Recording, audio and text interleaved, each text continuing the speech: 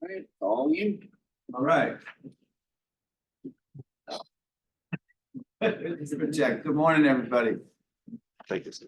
My name is Greg Anderson, and I am the Director of Academic Advising here in the Middletown campus. And I'm joined here by my colleague, Chris Vaughn, who's going to step onto the camera now, for those of you in Zoom land. Chris is an academic advisor in the office here in Middletown, just a few doors down the hall.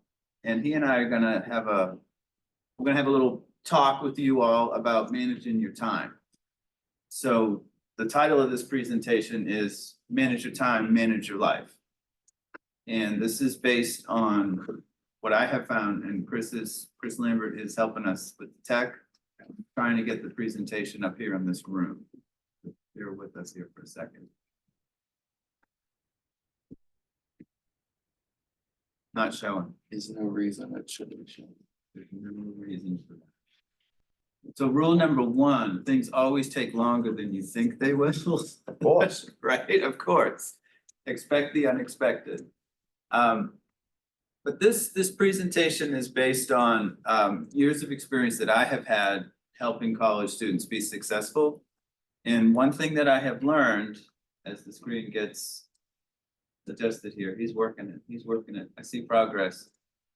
One thing I have learned over years and years of working with college students, advising, teaching, otherwise, is that most of the time when students don't do well in college, and a lot of students don't do well in college, it's a tough transition, it's a very different thing from high school, or if you come back as an adult, as an older human, you just haven't been in school for a while, so it's tough to adjust.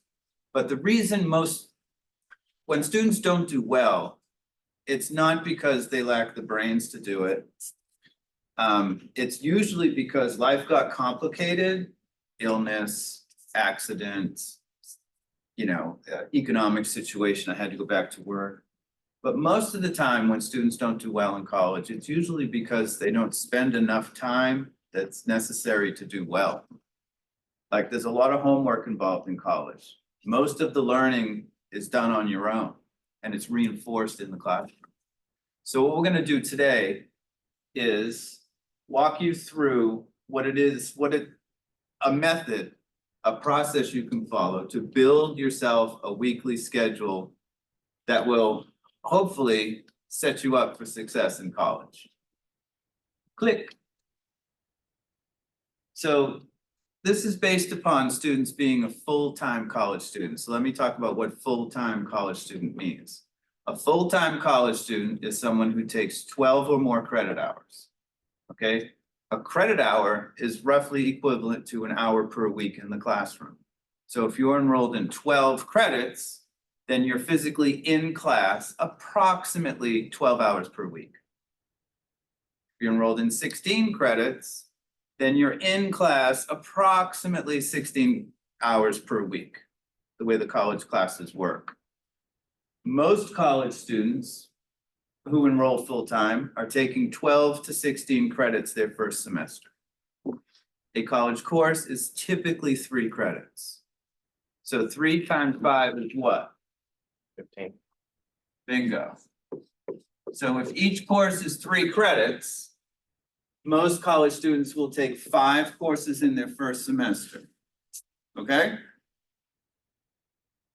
5 times 3 is 15, that's 15 credits. So if you take 15 credits in the fall, and then in the spring, fall semester is August to December, spring semester is January to May. So if you take 15 credits in the fall and 15 credits in the spring, how many credits did you earn that year? 30. 30. An associate degree is considered a 2-year degree.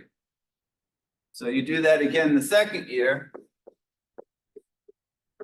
You've earned 30 credits. Most associate degrees are 60 to 63 credits. So there you have it. 5 courses in the fall, 5 courses in the spring, 5 courses in the fall, 5 courses in the spring, you graduate. Then you transfer to earn a bachelor's degree. Same thing. You do 5, 5, 5, 5. You earn another 60 at the university. Most bachelor's, 60. Most bachelor's degrees are 120 to 123 credits. So that's the way it works. If you don't have time to be a full-time student because you're working and you have other commitments and all the other things, you can slow it down. Let's say you decide to take 4 classes per semester. Now you're looking at 2.5 years to finish this degree, 5 to finish a bachelor's degree. You can slow it down even more because you don't have time to be a full-time student. You can take 2 classes at a time. Now you're looking at 4.5 years to finish an associate degree, 8+ years to finish a bachelor's degree. You determine the pace. An associate degree is about 20 classes. A bachelor's degree is about 40. So you determine how fast you do it. But if you decide to be a full-time student and do it in 2 years, being a full-time student is a full-time job. Because if you weren't doing this, you'd be working somewhere, right? You're not just gonna be sitting at home playing video games. My kids didn't do that. So you're gonna be doing something full-time. You can do this full-time, do it 40 hours a week. Don't just go to class and do nothing in between class sessions. That will not set you up for success. So what we're gonna do today is help you build out a 40-hour academic week where you're focused on academics, 40 hours a week doing school stuff. You went to high school, what's a high school schedule? 8 to 3-ish, right? Classes start at 8, you get out at about 3, is that close? You remember? 2:30, 3. Yeah. So you basically did 5 7-hour days in high school. That's 35 hours a week. But you had long lunches, you had breaks between classes, you goofed around a lot, right? There's a lot of dead time in there. But still, that was your full-time job then, 35 hours a week. Here, 40 hours a week. You're used to being in school all day long. Do that now, even though you have independent time, you have to structure your time to do well. I suggest you structure your time to do well. So that's the goal. Gonna work on framing out a 40-hour commitment to your studies. Click. All right, now Chris is gonna take over for a bit. So for our activity, we'll be making a weekly schedule. We'll be filling in the class times you picked out, any commitments you have, so like personal commitments, and then preview and review time. And the idea behind this is to have preview it, do it, and review it time for each class. So for preview time, you'd have about an hour, either the day of or the day before the class, to look over the material, read a chapter, get ready for the lecture. The do it time would be actually attending the lecture itself, and review it time would be spending an hour either the day of or the day after the lecture going back over material. So I'd like you to have your handout ready. And we have made an Excel sheet that is fillable for people on Zoom. If you could put a link to that in the chat. And if you're on Zoom using this, you'll just need to go up to File in the top left and click on Make a Copy. And that'll allow you to fill it out yourself. And after that, what I'd like you to do is go ahead and pull up your class schedule. So if you could, people in the room, if you could pull out your phone and pull up My Laurel Ridge.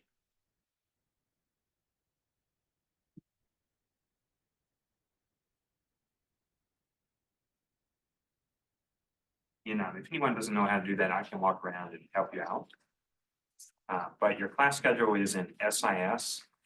You'll go to the My Student Information button, and enrollment will be on the left sidebar. And there'll be a spot where you can click View Weekly Schedule.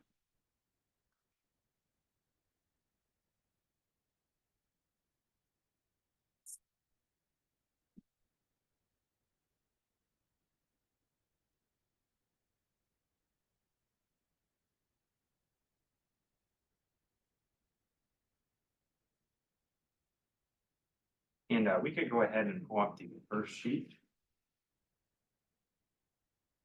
So on this example sheet, I have filled out a sample first semester general studies schedule.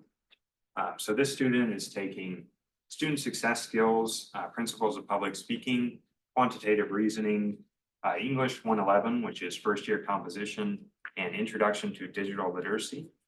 I scheduled 4 in-person classes, which usually run twice a week for an hour and 20 minutes a day, and then 1 online class. Our online classes at the college are asynchronous, which means they don't have group meetings. It's something where you watch recorded lectures, you complete the course at your own pace. But I've gone ahead and scheduled it just like a lecture so that you have time that you've already set aside to work on it on your own. And was everyone able to get into their schedules? Great.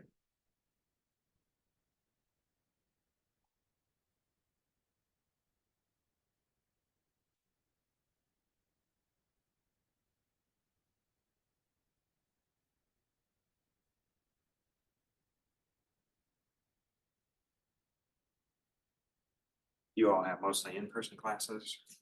Okay.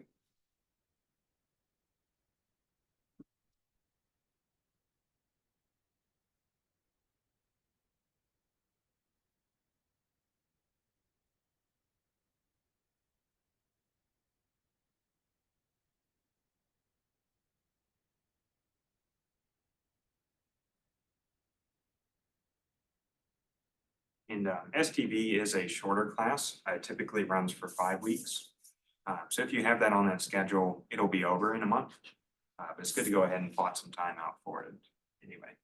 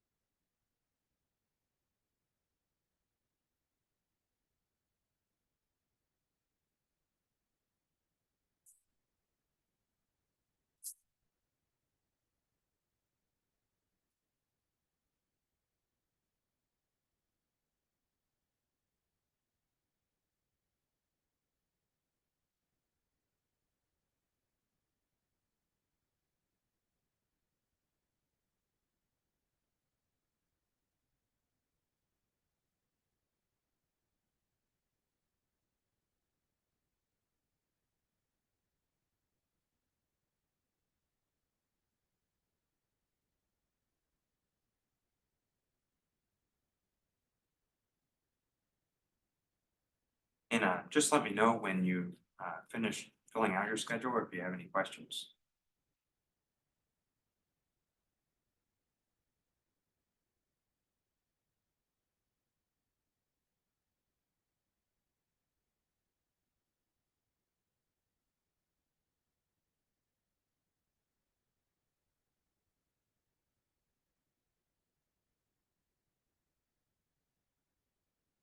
And if anyone on Zoom has already finished, the next step we're going to be doing is putting in personal commitments. So commitments that can't be worked around or that you intend to meet regularly throughout the year.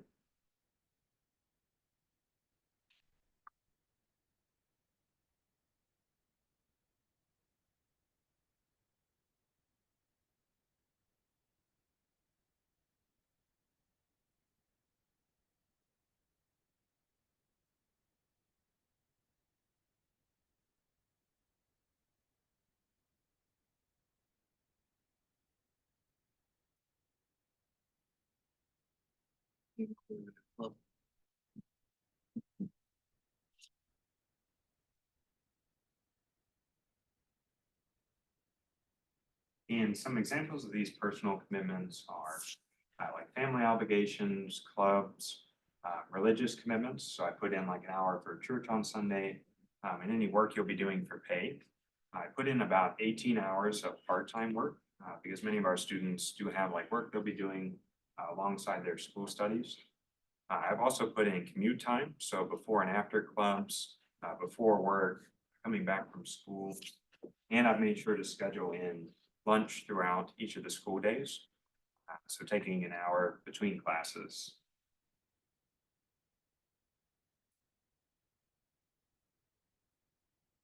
It also may be worth scheduling personal time in the future. But for right now, it's best to stick to obligations you can't work around.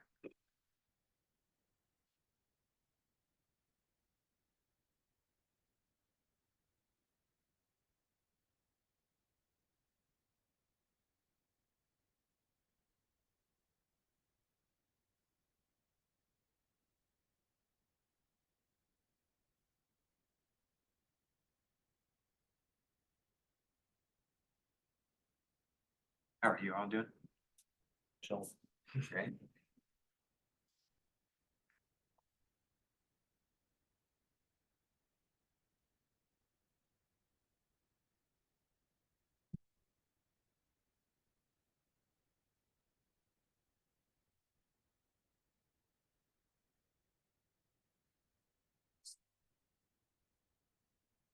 Yeah, if you haven't scheduled classes, I would just kind of put in some placeholders. So that's a good way to do it.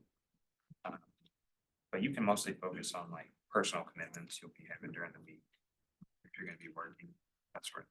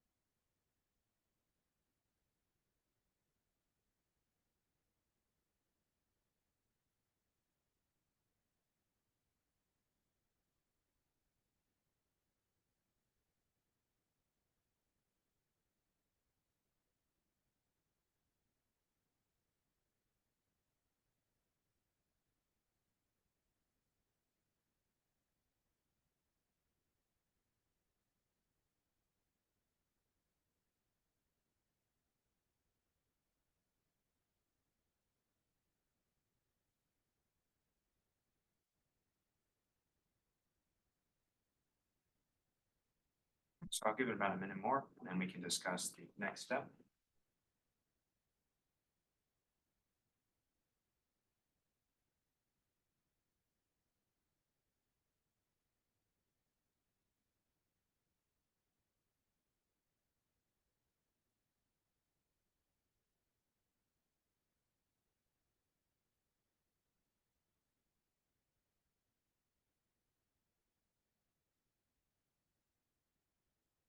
And for that, we'll go back to the slides. And it'll be the next slide. Okay. So like I mentioned before, you want to have preview it, do it, and review it time for each class.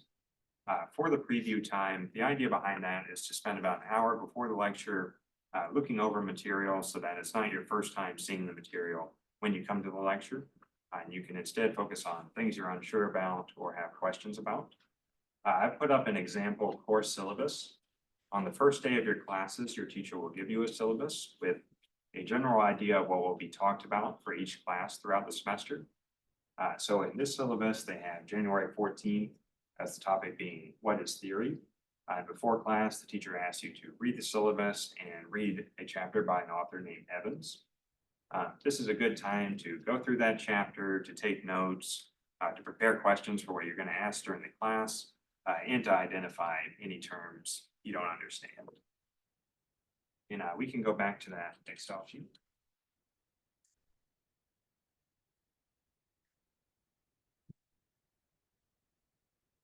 So for the third step in the sheet, I've blocked off about an hour before each class. So you can see here, STV 100 and CST 100 meet on Monday, and on Sunday, I've added in time at 2 o'clock and 3:30 for those blocks in order to preview materials. And I've also added in a little extra time to work on your own for IT 152, so for the online class, just to make sure everything adds up with the time we're putting into the classes, the other classes during the week.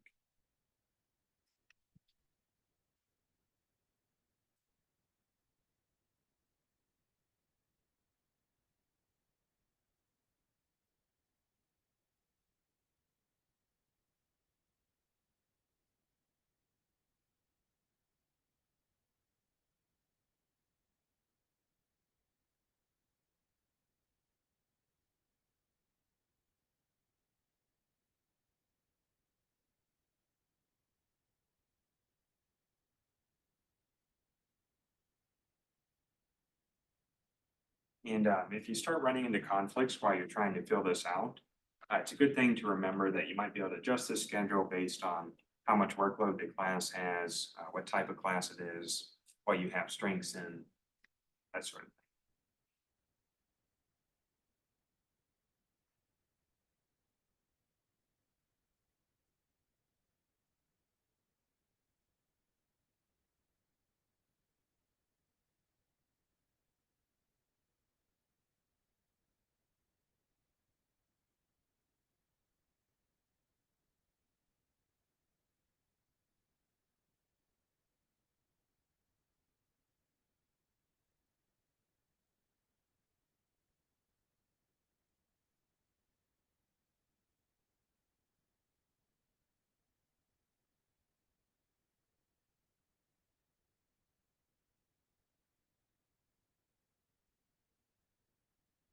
How are you all doing with your schedules?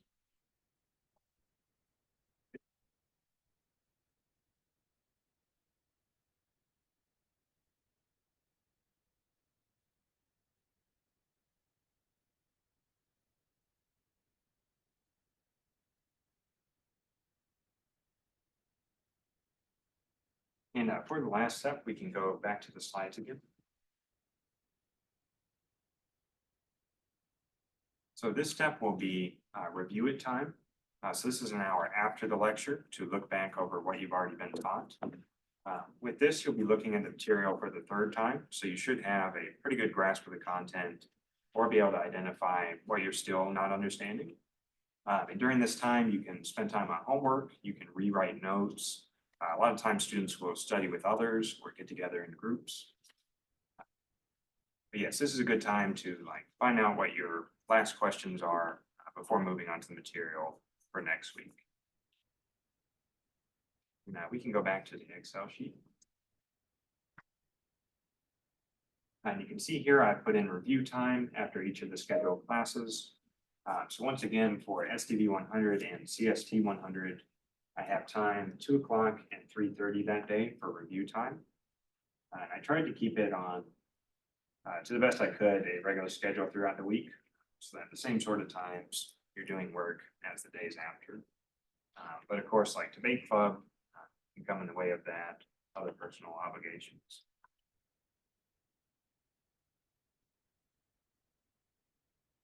I also like to point out that for the last step, I also put in more time for the asynchronous work for ITE, just so that everything adds up to 7 or 8 hours a week per class. How's everyone doing? Schedule?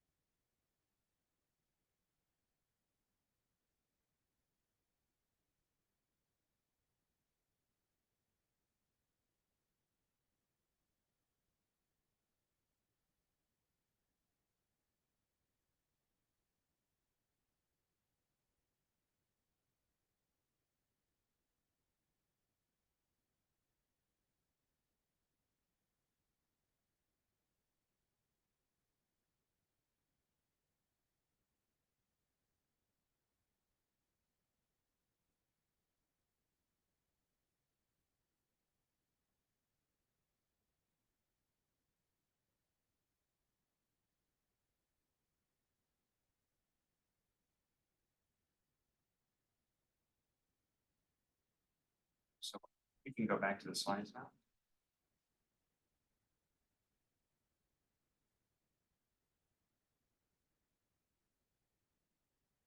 Hello again, everybody. So now you have built out a schedule of the week, right? So you prepare for the lecture, preview it. You're in the lecture or your activity in the online class. Do it. Prepare, preview the lecture, the class time itself, do it. And then you've written in on your weekly plan hours each week to review for each specific class. You've mapped it out, you've blocked it out, right? So preview, you prepare for the lecture, review, you look at what you've just learned again. The do it part is your active class time. I've taught a lot over the years, and it's amazing how many students are in the room, but they're just not present, right? I've seen students fall asleep. I've seen students come in 20 minutes late. I've seen students leave way early. I've seen students just talk to each other. I've seen students doodle. I've seen students on their phone more times than I can count. The time in your class time, the time when you're in class, is really important for you to be engaged, to be active, to participate, to pay attention, because that's when you have the expert in front of you. That's when the real learning can take place, and that's where you will identify what you don't yet know or understand. But you have the expert right there. You've read it ahead of time. You kind of know what's going to happen because you've read it. Now you're hearing it from the expert, and you have an opportunity to ask the expert questions. Use that opportunity. Take your class time seriously, and don't ever skip a class. Don't miss a class for any reason. Make that your goal. Oh, I just woke up today. Oh, I have a headache. Oh, I go to work all the time not feeling great, right? I don't feel like going to work. But when you finish school, you don't have an option to not show up today, right? Because then guess what? You don't have a job anymore. This is your full-time job. So make sure you attend every class session. Make sure you're physically present and mentally present. Sit up front. I asked all of you to move up front when you came into this room, right? And then we had to present on this side of the screen. So I said, well, come on over here. You're gonna better pay attention if you're in front of me. And I can address you, make eye contact with you if you're here, right? Make eye contact with your professor. That's important. Take notes. The more senses you use, the more apt you are to remember that event, right? So if you write it down and you ask a question and you're hearing it, you're using multiple senses, right? You can't really taste or smell your homework, but you can touch it, see it, and hear it, right? So it's real important to use multiple senses because that's going to trigger memory. Write it down. Ask. Make contact. We remember pictures, right? It's a visual. That's a sense too. All of those things trigger memory. What's your grandmother's house smell like? You know, right? It smells like cake, or it smells like houseplants, or it smells like, you know, her old closet, whatever it is, but there's a smell. Smell triggers memory too. But you can't really smell your homework. But the science is real. The more senses you use for an event, the more likely you are to remember the event with clarity. Use your senses in the classroom, as many as possible. Write it, hear it, see it, speak it, hear yourself speak it, hear others speak it. Class time is very important. Take notes, ask questions, take advantage of your time with the expert. Okay? Any questions about that? Any questions in Zoom land?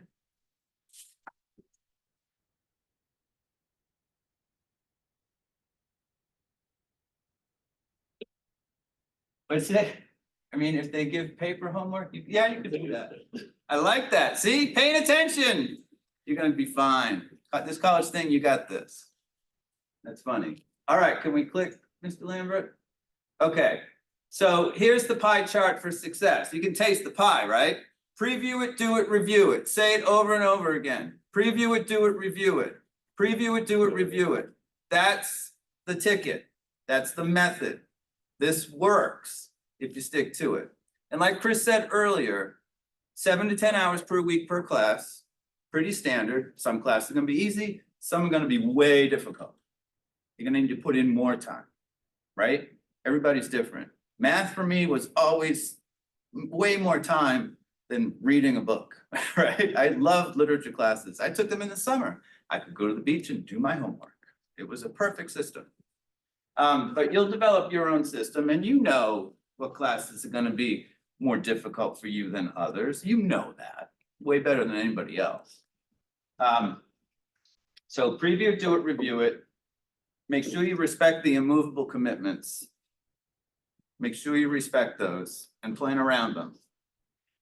And the last thing I'll say is often beginning college students work too many hours per week for pay and spend too few hours per week on school.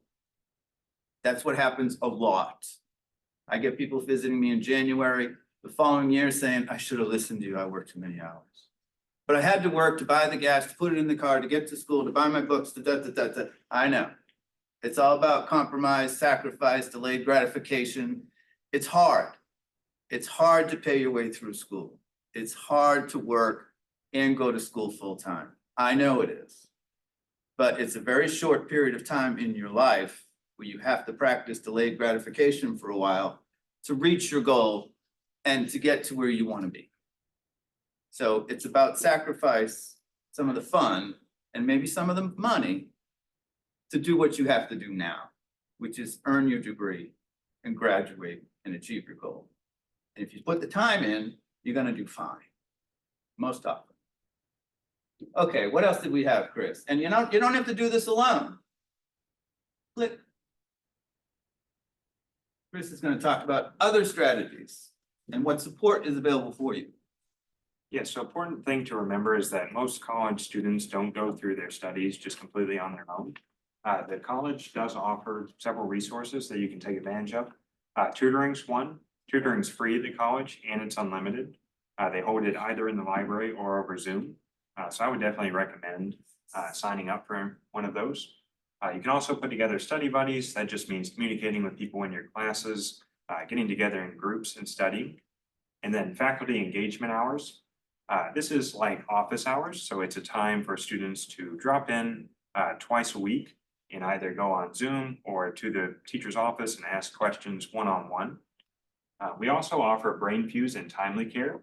BrainFuse is a 24/7 tutoring service online that students get 8 free hours of each month. So if you have a question that's like outside of our tutoring hours or late at night, you can hop on there and someone will help you.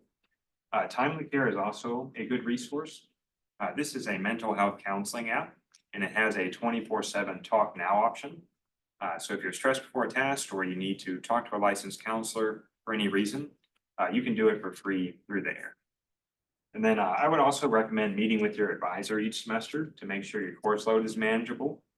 Usually students will meet with their advisor about 2 to 3 months before the next semester begins to sign up for classes, talk about how the last semester went, those sorts of things. We can go to that next slide. I put up instructions here for how to access tutoring. It is a long list, but the gist of it is to go into your Navigate student in your My Laurel Ridge, and just like how you schedule an appointment for an advisor, you schedule an appointment with a tutor for the same way. So you just pick tutoring, you pick what class you're interested in being tutored for, a time to meet. And these instructions can be found at laurelridge.edu/tutor. And then for our last slide. So this is time to ask us any questions you'd like. So what questions do you all have? I understood his explanation on the credits. I just don't remember what the 5 and the 3 represent. Okay, that's a good question. 5 classes for 30 credits. You got it. A semester course load is typically, for a full-time student, is usually 5 individual courses that are 3 credits each. So that's the standard. Lab sciences are 4 credits, more hours per week. The STV 100 class is 1 credit, fewer hours per week. But on average, in general, college courses are 3 credits. And you would do 5 courses a semester. So that's 15 credits a semester. 4 semesters of 15 credits, you would have enough to earn your associate degree. Does that answer it? Yeah, and then this is for a 15 credit week. But you said to get to an associate's, it would be anywhere from 12 to 16. But if you get 12 credit weeks, then you won't have 60 at the end. No, you wouldn't. So a full-time student, the federal government considers a full-time student anybody with 12 or more credit hours. And full-time status is important for several things. It maximizes your opportunity to use federal financial aid. It's often important for the parents' tax situation. My kids have just graduated from college, so it helped me while they were in school on my taxes, that they were full-time college students. It may be important for your car insurance. Are you enrolled full-time? So there are reasons, excuse me. There are reasons why full-time is important. Probably the most significant one is it maximizes your opportunity for financial aid. 12 credits is considered full-time, but to graduate with a 2-year degree in 2 years, you need to average 15 credits. 12 will make it take longer. So as I said earlier, you determine the pace at which you pursue your degree. But to get to the end, the fewer classes you take, the longer it will take you. So if you take 2 classes a semester instead of 5, it's going to take you, more than twice as long to finish your goal, which is why a lot of students decide to be full-time. They say, I want to get it over with. Well, you just want to pursue your education. You want to pursue your goal.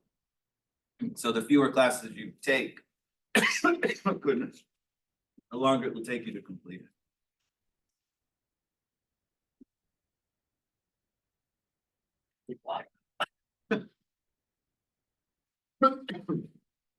Does that answer your question? Yes. All right. We have a question in Zoom land. If we happen to get real sick, can we let our professors and either join a Zoom or find an alternative solution to get the lecture? Excuse me. That is an excellent question. My best advice there is that you should get to know at least one person in each course. And that becomes your study buddy, the person you're sitting next to, a person you chat with in Zoom. I would say that if you're gonna miss more than one class in a row, so if you're gonna miss a whole week, it might be worth, I would say, let the professor know, hey, I'm sick. I think I'll be back next Tuesday. Let them know that you're not just ducking. When I'm teaching and someone says, I won't be in class, sorry, I won't be in class this afternoon. I'm like, okay. That's fine, you missed, but you're responsible for making up the work. And for getting the notes from somebody else. The faculty is gonna not be real thrilled about providing you a copy of what you missed. Most of it's online anyway, available in the Canvas course materials. So you're not typically gonna miss a handout or anything. But I think the best thing to do is to get to know at least one person in each class that you can study with and you can rely upon for absences, but also to review with, right? When I was in my most difficult classes in my college career, we would literally read our notes to each other. Because my classmates got some things down that I missed, and I got things down that they missed. So you help each other fill in the blanks. And by talking about it and reading your notes to each other, again, you're using multiple senses. And you're learning together. So for missed material, missed classes, I think a study buddy is the best solution.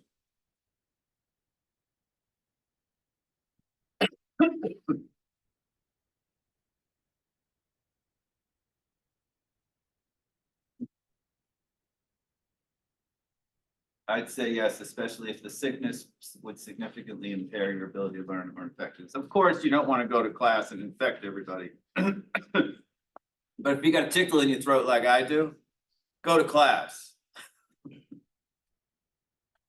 Does anybody have any more questions?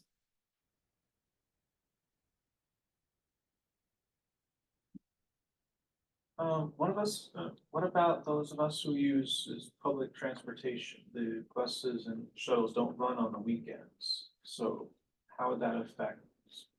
Would you be able to schedule classes, make sure that it's during the weekdays, or are some of those classes like immovable? We do not teach weekend classes at this college. Some colleges and universities will. But all of our classes are meet Monday through Friday, or some combination in there. We have evening classes, morning classes, and we have fully online classes where you don't attend at all. You just do the work and meet deadlines as you go. The independent study time of yours could be on the weekends at your home, at a public library, which I recommend. Libraries are great for studying. Everybody there is after the same thing. They're there to read and then they're to be quiet. Libraries are wonderful. We have one on each of our campuses and they're spread throughout our region as public libraries. Those are really good places to hole up and get some work done.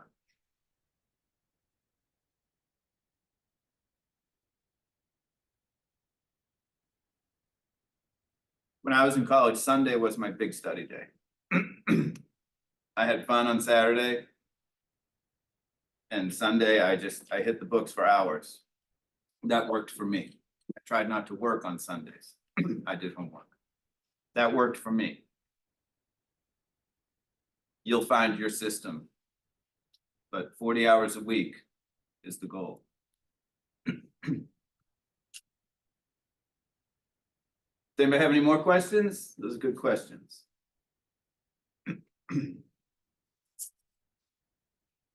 All right, well, thank you all for attending and do reach out to your academic advisor if you have questions about your progress through your semester. Good luck to you all. Thank you for coming.